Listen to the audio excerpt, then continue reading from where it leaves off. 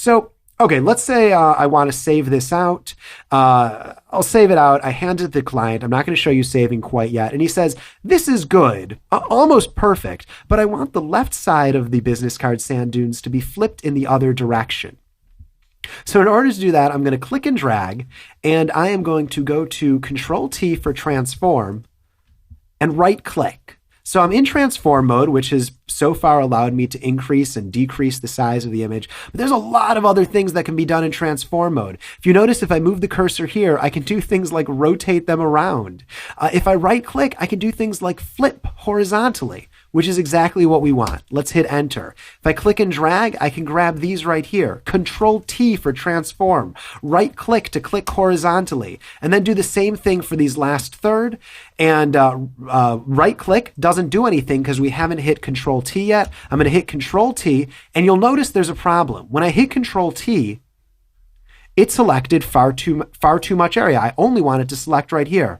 So let's hit escape, and that will make it so none of the changes go. And I'm going to do it again. So I clicked outside of it in order to cancel out whatever layers were selected. I'm going to click and drag, hit Control T, and I'm going to hit escape again.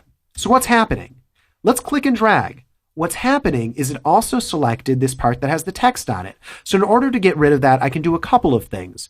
One of them is I can find it in the layers palette, hold down Control, click it, and then that layer will no longer be selected. That's a bit confusing. The other way to do it is to hold down Shift inside of the canvas, click, and then it won't be selected. If you hold down Shift, you can add and subtract layers from the selection.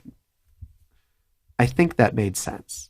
I'm going to hit Control T right here, go to flip horizontal. There we go. These are flipped horizontally, and now we can mess them up. Wonderful. And let's actually select all of these and use the arrow keys to nudge them down. It didn't work, so I'm going to hit Control Z and try selecting them again. So hit this, hold down Shift, click, and now use the arrow keys to nudge these down ever so slightly.